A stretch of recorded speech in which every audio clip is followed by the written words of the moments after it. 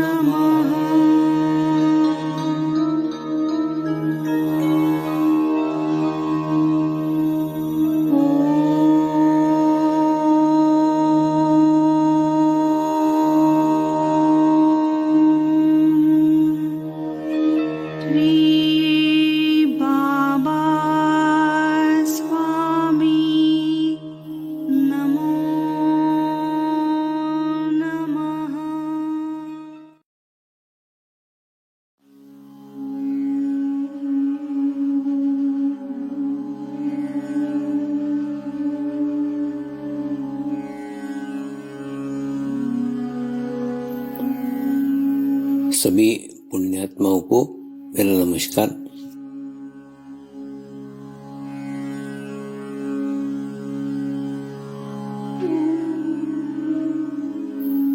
गुरुर्ब्रह्मा गुरुर्विष्णु गुरुर्देवो महेश्वरा, गुरु साक्षात् परब्रह्म तस्मै श्री गुरुवे नमः।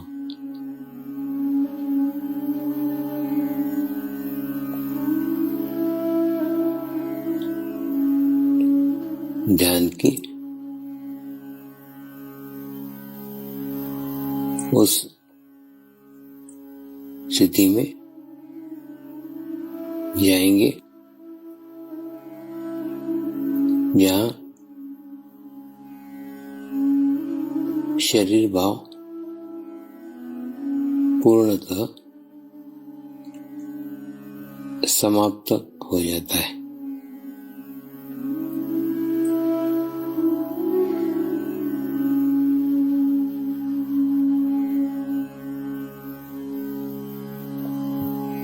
अपने पूरे शरीर को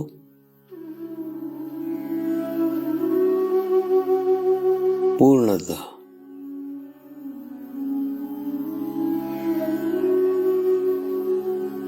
शिथिल छोड़ देंगे, एकदम रिलैक्स हो जाइए।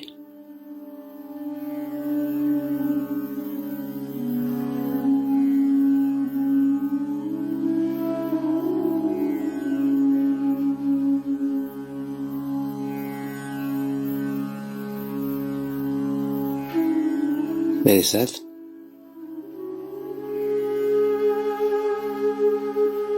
मंत्र का उच्चारण करेंगे।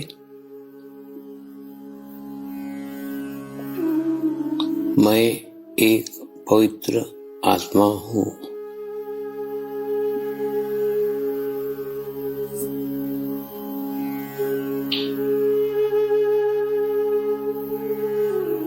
मैं एक शुद्ध आत्मा हूँ।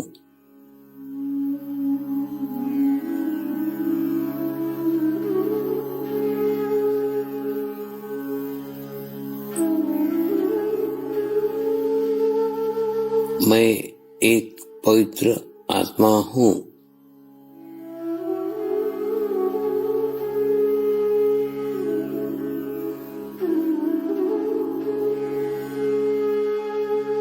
मैं एक शुद्ध आत्मा हूँ।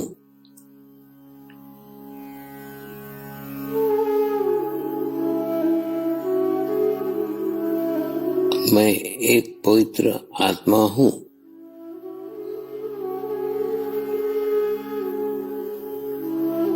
मैं एक शुद्ध आत्मा हूँ।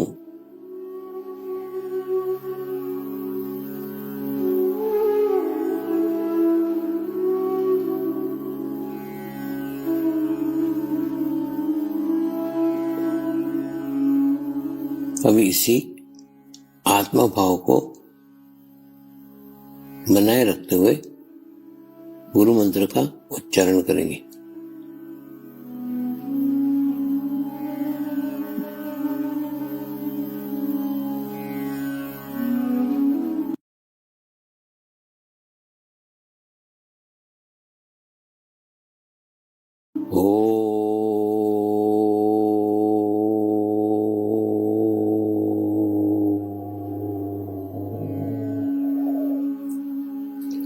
श्री शिव कृपानंद स्वामी नमो नमः।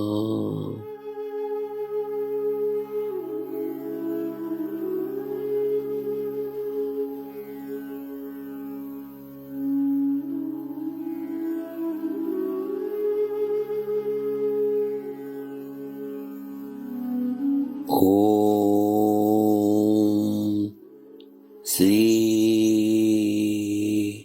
शिव कृपानंद स्वामी नमो नमः।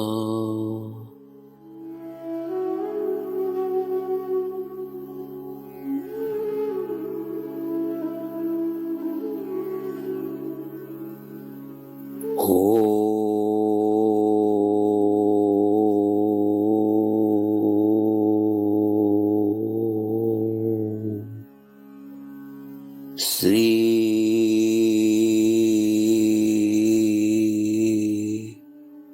शिव कृपानंद स्वामी नमो नमः।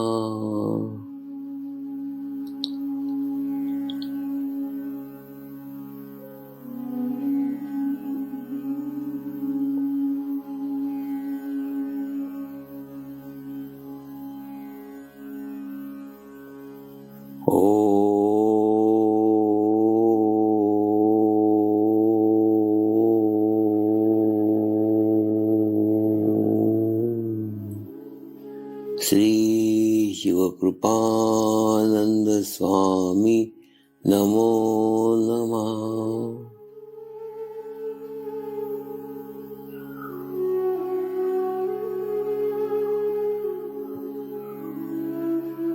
ओम श्री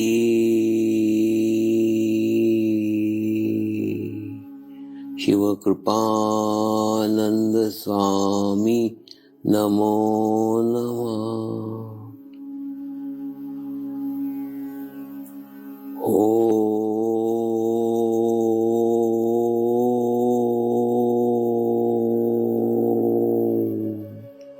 श्री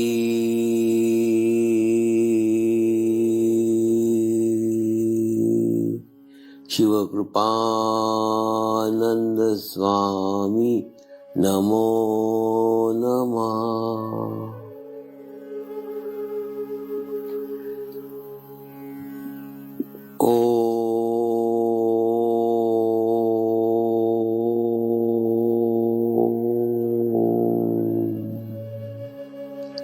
श्री शिव कृपानंद स्वामी नमो नमः।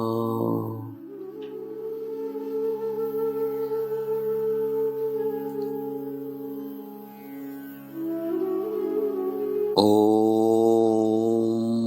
श्री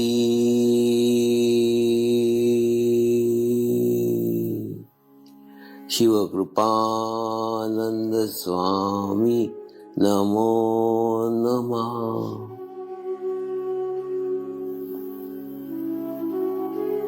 ओम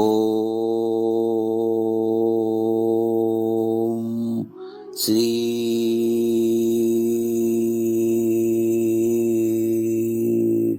शिव कृपानंद स्वामी नमो नमः।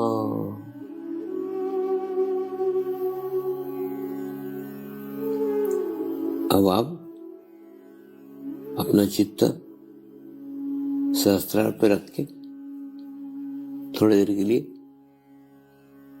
ध्यान में जाएंगे।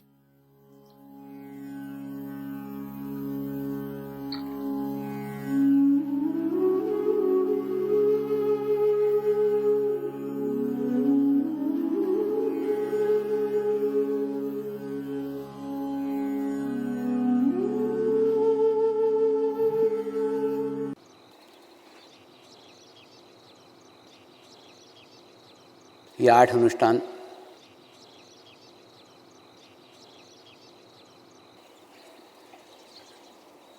क्या हैं?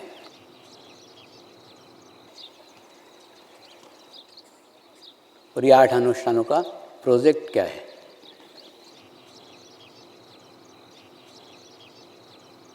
और इन 8 अनुष्ठानों के बाद में आगे क्या होने वाला है, उसी को थोड़ा विस्तृत रूप में बताता हूँ।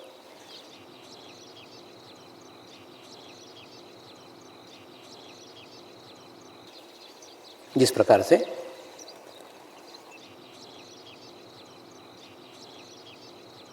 किसी गांव के अंदर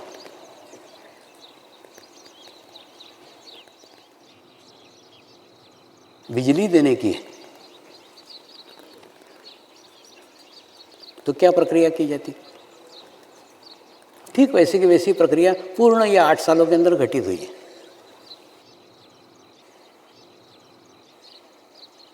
पहले गांव के अंदर खंबे गाड़े जाते, निश्चित किया जाता है कितने बड़े गांव के अंदर, कितने बड़े एरिया में,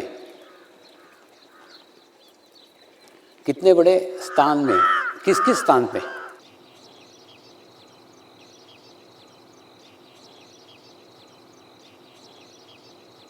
लाइट सप्लाई करने की है वो निश्चित किया जाता है। वो निश्चित करके उन स्थानों पे खंबे गाड़े जाते हैं।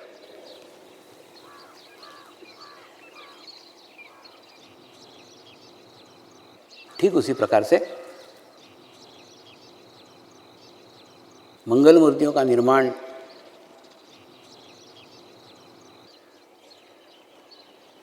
और मंगल मूर्तियों की स्थापना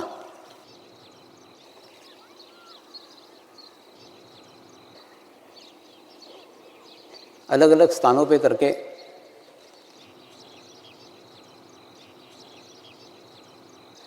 गुरु शक्तियों ने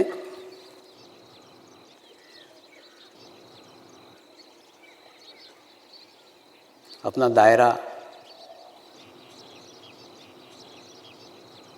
अपना क्षेत्र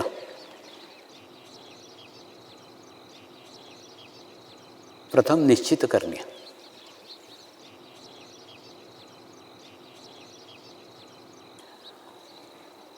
गुरु शक्तियाँ सभी पे समान रूप से कृपा बरसाती है, इसलिए उनका कृपा का भी दायरा बड़ा है, कृपा का भी क्षेत्र बड़ा है। इसीलिए पूरे विश्व भर में अलग अलग स्थानों पे विद्युत सप्लाई करने की उन्होंने पहले लाइन डाली और 8 लाइन को माध्यम के शरीर के साथ जोड़ दिया। और इस महाशिवरात्रि से उन 8 स्थानों पे, उन 8 जगह एक साथ विद्युत सप्लाई प्रारंभ हो गया।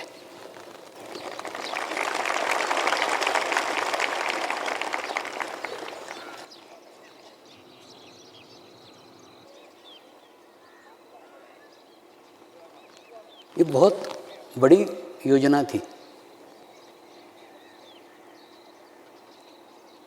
लेकिन हमारे से जैसा हो सकता है उस प्रकार से उन्होंने हमसे क्रियान्वित की, 8 टुकड़ों में क्रियान्वित की।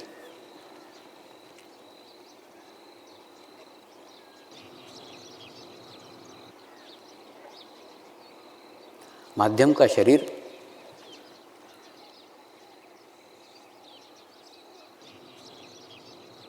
उन 8 खंभों के साथ पावर हाउस जैसा जुड़ा हुआ है। अभी तक सिर्फ खंभे लगे हुए थे।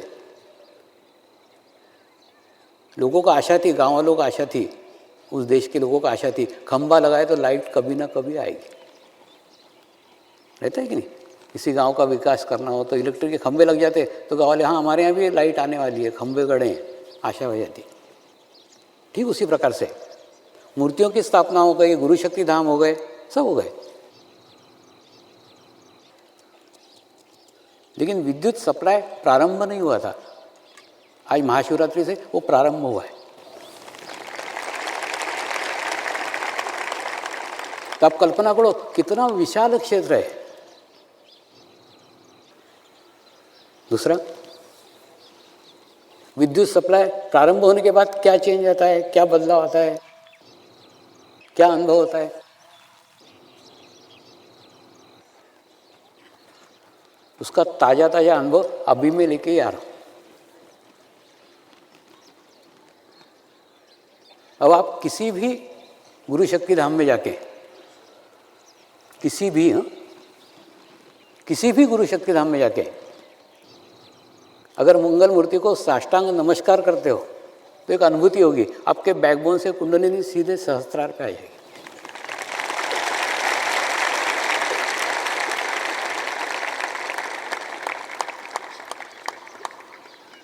ये अनुभूति अब भी लेकर के मैं आ रहा हूं। ये चेंज, ये बदलाव विद्युत सप्लाई होने के बाद में प्रत्येक मूर्ति में आया है।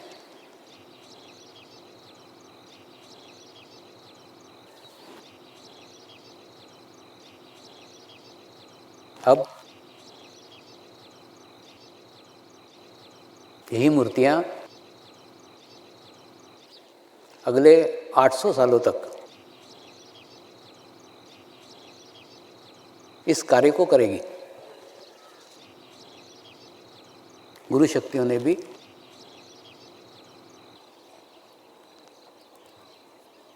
एक अभिनव प्रयोग किया है। क्या होता है, प्रत्येक क्षेत्र में प्रगति हो रही है, प्रत्येक क्षेत्र में प्रोग्रेस हो रहे हैं, लेकिन हम उस क्षेत्र में जब जाते हैं तो उस क्षेत्र की अनुभूति को अनुभव करते हैं, महसूस करते हैं। अब कोई सामान्य मनुष्य भी, अब आप प्रयोग करके देखो ना, कोई आपके मित्र को, कोई रिश्तेदार को गुरु शक्ति धाम लेके जाओ और उसको बोलो तू इच्छा कर, मुझे आत्म साक्षात्कार मिलना चाहिए, मुझे आत्म जागृति मिलना चाहिए, और ऐसा साष्टांग नमस्कार करके प्रार्थना कर 3 बार। उस प्रार्थना में ही अनुभूति प्राप्त हो जाएगी। यानी साधक नॉन साधक ये भी खत्म हो गया।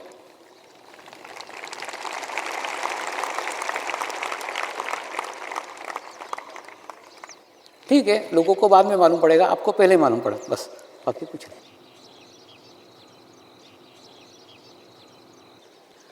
तो 8 अनुष्ठान एक बहुत बड़ी योजना का, बहुत बड़े प्रोजेक्ट का एक एक भाग थे, और एक एक भाग करते करते आज हम एक बहुत बड़े योजना में, एक बहुत बड़े प्रोजेक्ट में सफल हुए, जो प्रोजेक्ट हम पिछले 8 सालों से चला रहे थे।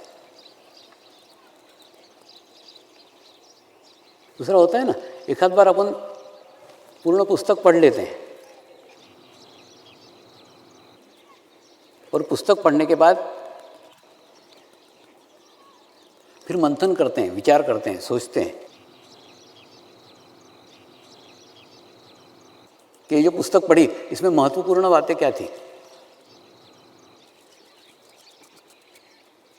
कहाँ ज़्यादा ध्यान देने की आवश्यकता है।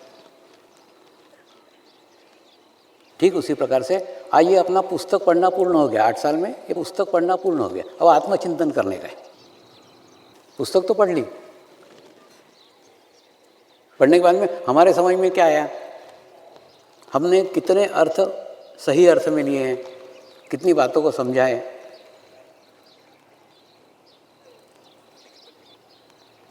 तो पहले समर्पण ध्यान को ही समझिए, जो इसका नाम है।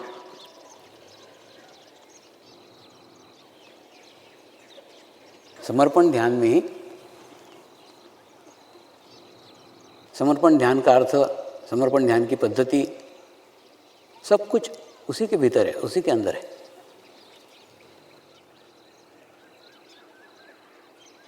सिर्फ सब बातें हम शरीर लेवल के ऊपर लेते हैं। इसीलिए उसके गूढ़ अर्थ में, उसके भीतर के छुपे हुए अर्थ तक हम नहीं पहुंच पाते।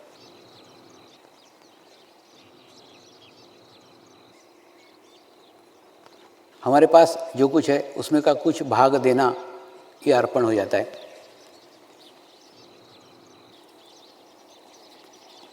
लेकिन साथ में मैं विद्यमान है ही, मैंने मेरे पास का ये अर्पण किया। दूसरा और थोड़ा अधिक भाव बढ़ जाता है।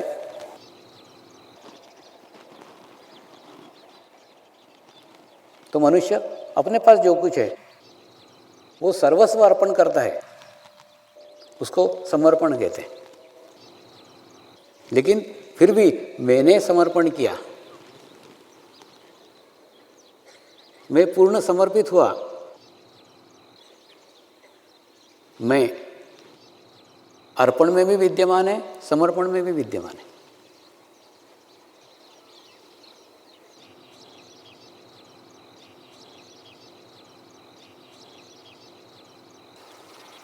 और हिमालय में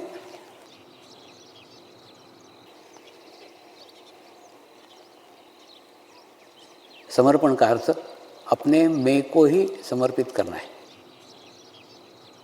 हम क्या करते हैं, अपना सर्वस्व समर्पित कर देते हैं, लेकिन मैं बाजू रखते हैं। मैंने समर्पित किया, मैं समर्पित हूँ।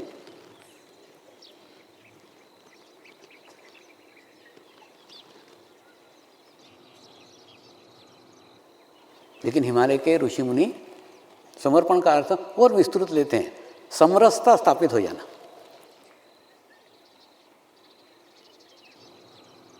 समरसता स्थापित हो जाना मतलब जिसके प्रति हमारा समर्पण है उसकी स्थितियां,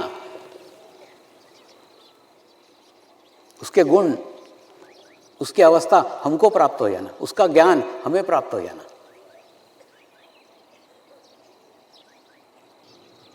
क्या होता है मालूम है, माध्यम और साधक इसके बीच में दो शरीर आड़े आते हैं।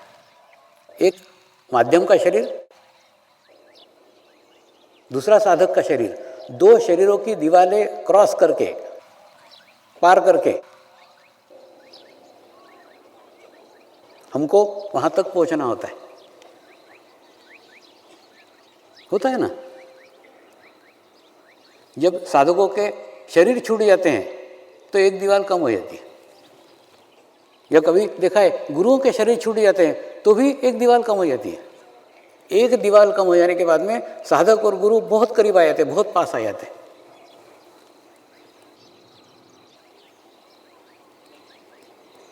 और हम भूतकाल में रहते हैं, इसलिए सदैव भूतकाल के गुरुओं को बहुत करीब से जानते हैं, बहुत पास से जानते हैं, क्योंकि एक शरीर कम है।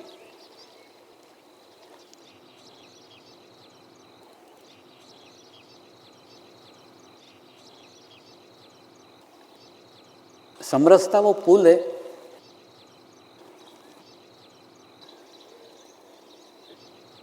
जिस माध्यम से उस पार से चैतन्य हमारी ओर आता है और हमारी ओर से समर्पण उस ओर जाता है। तो जो उस तरफ से परमात्मा ने जिस माध्यम से हमारे पास पहुंचने के लिए जिस पुल का उपयोग किया, पुल रूपी शरीर, उसी पुल को हम अपना करके उस परमात्मा तक पहुंचने का है। माने माध्यम का शरीर एक पुल जैसा है, परमात्मा उसी पुल को क्रॉस करके आप तक पहुंचाए। आपको भी उसी पुल को क्रॉस करके परमात्मा तक पहुंचने का है।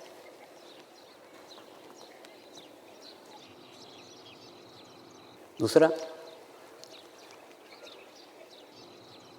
सब मानने और न मानने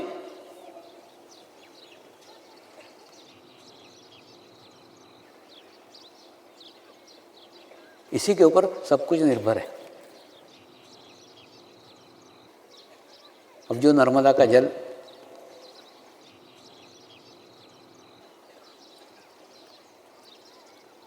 नर्मदा नदी में बहता है,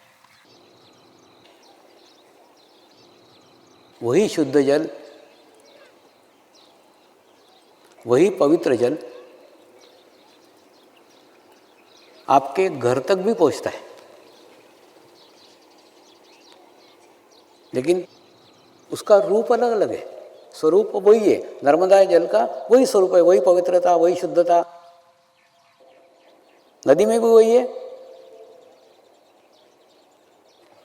और आपके घर में भी वही है, लेकिन रूप अलग अलग है। रूप अलग अलग है ना, वहाँ बहती हुई बहुत बड़ी नदी है और आपके घर में वो आधा इंची नल का टेप है, उसमें से निकलता है पानी। बीच में फिर 20 फीट के, 10 फीट के, 5 फीट के, 2 फीट के, 1 फीट के बड़े बड़े पाइप हैं।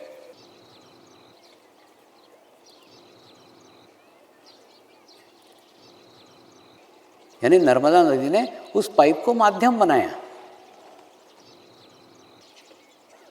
और उस माध्यम से वो आपके घर तक पहुंची है।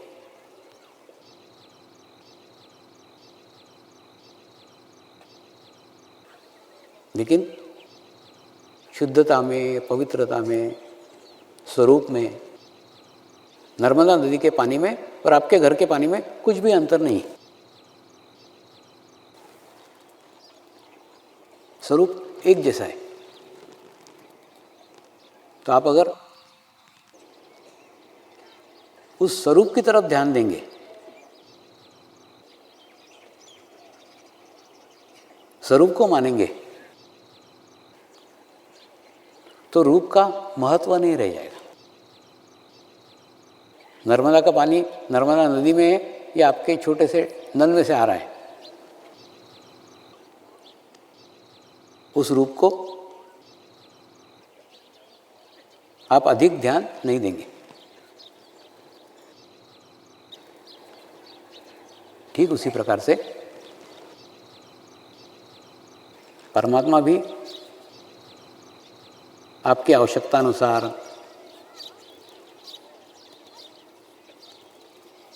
आपके स्थिति के अनुसार, आपके परिस्थिति के अनुसार आप तक पहुंचने का प्रयास करते रहता है, अलग अलग माध्यमों के माध्यम से।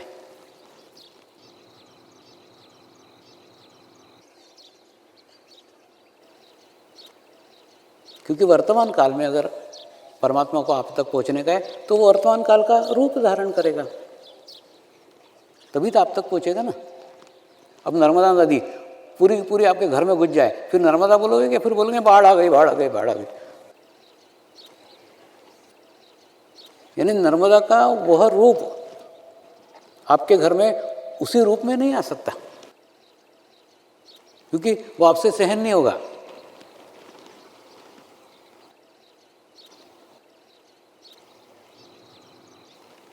शॉर्ट में मैं यही कहना चाहता हूं, जो अनुभूति मुझे प्राप्त हुई है वो अलग माध्यम से हुई हो, अलग स्थान पे हुई हो, अलग परिस्थिति में हुई हो, वही की वही अनुभूति 20 साल से आपको प्राप्त है, आपके जगह प्राप्त है, आपके स्थान पे प्राप्त है। माध्यम अलग अलग हो गया, स्थान अलग अलग हो गया, जगह अलग अलग हो गई, परिस्थितियाँ अलग अलग हो गई, अनुभूति में कोई अंतर नहीं है। निसर्ग कभी भी कोई भेदभाव कर ही नहीं सकता, समान एक जैसा।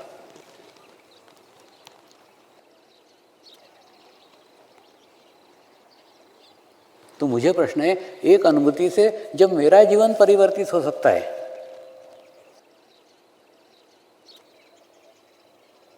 मेरा जीवन चेंज हो सकता है, तो आपका क्यों नहीं? दूसरा, समरसता स्थापित होना, समरसता स्थापित होना, ये समरसता से आशय बाहरी मत लेना। हम क्या करते हैं, जो आसान है, सरल है, उसको बड़े आसानी से ग्रहण कर लेते हैं। मैंने दाढ़ी बढ़ाई, कल से आप भी दाढ़ी बनाना चालू कर दो। स्वामी जी दाढ़ी वाले, हम भी दाढ़ी, समरसता स्थापित कर रहे हैं, सब बाबा जी इधर नजर आने लगे। ऐसा मत करना। या हो सकता है मैं ऐसे कपड़े पहन के पहनता हूँ, तुम भी कल ऐसे पहन के घूमने लग जाओ। क्या समरसता स्थापित कर रहे हैं?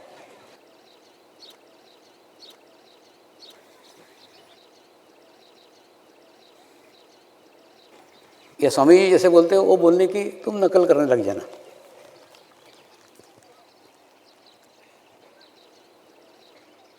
ये समरसता शारीरिक स्तर के ऊपर होगी।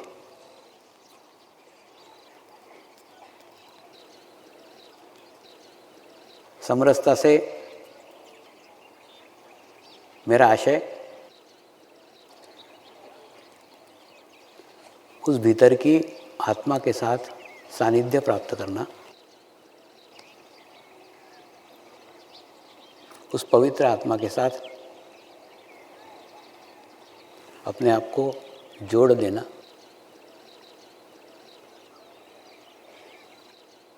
ताकि उस आत्मा की पवित्रता,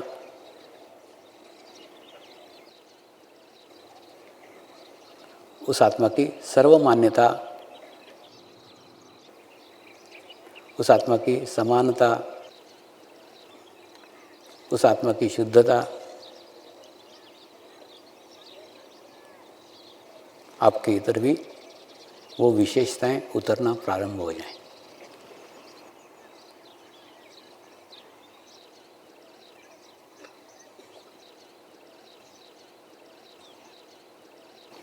तो जब भी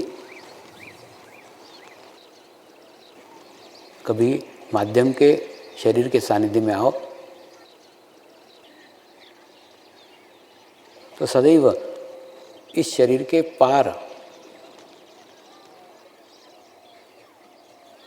झांकने की कोशिश करो।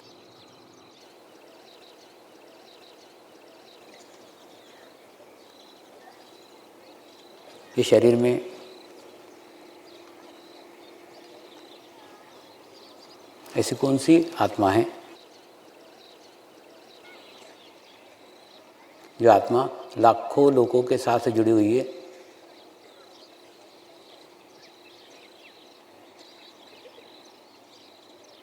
और लाखों लोग उस आत्मा के साथ जुड़े हुए हैं।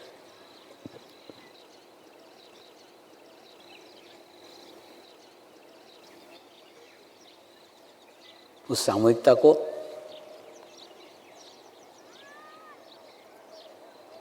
अनुभव करने का प्रयास करो, अनुभूति करने का प्रयास करो।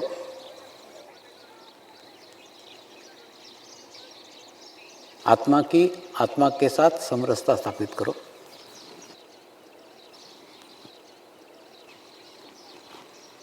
अगर ऐसी समरसता स्थापित हो गई तो माध्यम के गुण, माध्यम की शक्तियाँ, माध्यम का ज्ञान आपके भीतर भी धीरे धीरे धीरे धीरे धीरे धीरे धीरे धीरे उतरना प्रारंभ हो जाएगा।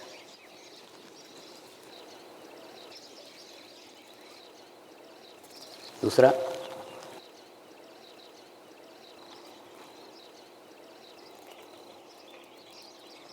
इस गहन ध्यान अनुष्ठान में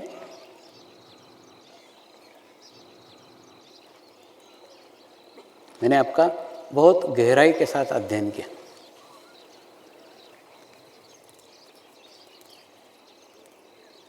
और गहराई के साथ अध्ययन करने के बाद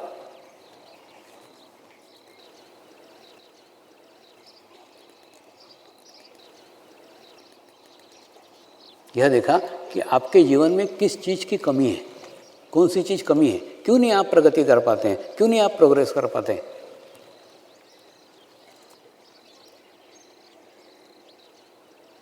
कहाँ अड़चन आ रही है, कहाँ तकलीफ आ रही है, कहाँ परेशानी आ रही है।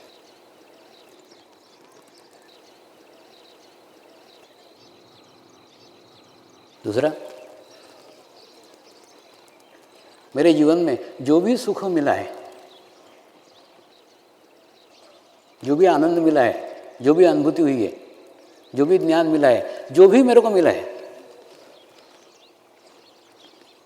वो मैंने मेरे पास कभी रखा ही नहीं। वो ऑटोमेटिकली बांट देता हूँ, क्योंकि वो निसर्ग है।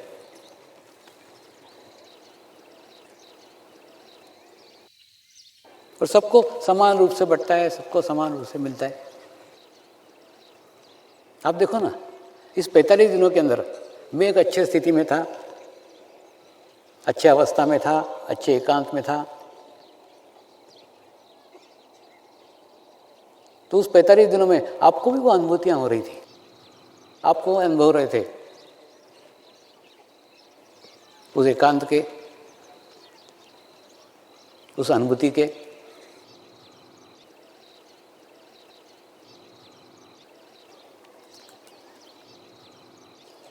दूसरा, तकलीफ कहाँ है बताता हूँ। मेरे ना एक रिश्तेदार किसी दूसरे छोटे से गांव में नौकरी करते थे। उनके ही कैंपस में रहते थे, तो घर से निकलते थे, मस्त खाना वाना खा के घूमते घामते जाते थे, ऑफिस में जाते थे, शाम को 5 बजे तक काम करते थे, वापस आते थे। मैंने एकदम शांत लाइफ था उनका। और वही रिश्तेदार, उनका ट्रांसफ़र मुंबई हो गया और 3 साल बाद देखा तो वो घर में भी शांति के साथ नहीं बैठते थे। पेपर भी लेने आते थे ना, तो एकदम दौड़ के पेपर लेने जाते थे। पेपर आया, अरे ठीक है, पेपर आ गया, भग जाएगा क्या, पेपर डाल के चला गया। तो शांति जगह साधा पेपर उठाने जाओ ना, उसको भी दौड़ते थे। तो ये 3 सालों में उनके अंदर ये चेंज आया, उनके अंदर ये बदलाव आया कि भागदौड़ वाले जीवन हो गया, भागदौड़ वाली लाइफ हो गई। ये उदाहरण मैं आपको इसलिए दे रहा हूँ, ऐसा ही है हमारा। आप लोग जिन लोगों के संगत में रहते हो, जिन लोगों के सानिध्य में रहते हो, जिन लोगों के पास में रहते हो, जिन लोगों के करीब रहते हो, वो जैसे रहते हैं वैसे आपको कर देते हैं।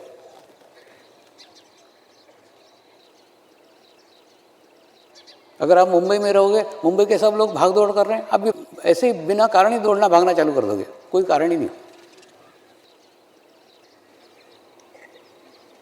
इसलिए आप देखो, मुंबई में बूढ़े भी शांति के साथ नहीं बैठते, वो भी दौड़ते रहते। क्यों दौड़ रहे, भाग रही है लोग, क्या कारण है? खूब सूक्ष्म अध्ययन किया। क्या होता है मालूम है? प्रत्येक व्यक्ति का अपना एक आभामंडल है, प्रत्येक व्यक्ति का एक ओरा है, और उस आभामंडल के साथ जब दूसरा आभामंडल जुड़ता है तो उस आभामंडल का प्रभाव उस आभामंडल पे पड़ता है। यानी आप प्रत्येक व्यक्ति किसी न किसी आभामंडल के साथ जुड़े ही रहते हो, कंटिन्यू जुड़े रहते हो, अधिकतर समय जुड़े रहते हो। यही कारण है आप आपके आत्मा को समय ही नहीं देते। अब हम प्रार्थना करेंगे सभी आत्माओं की आत्म उन्नति हो, आध्यात्मिक प्रगति हो। यही हमारी प्रभु से प्रार्थना है। नमस्कार। जय आत्मेश्वर।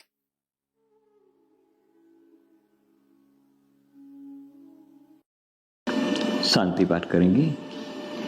ओम द्यो शांति अंतरिक्षगम शांति पृथ्वी शांति रापः शांति रौषधयः शांति वनस्पतयः शांति विश्वे देवाः शांति ब्रह्म शांति सर्वगं शांति शांतिरेव शांति क्षमा शांतिरेधि।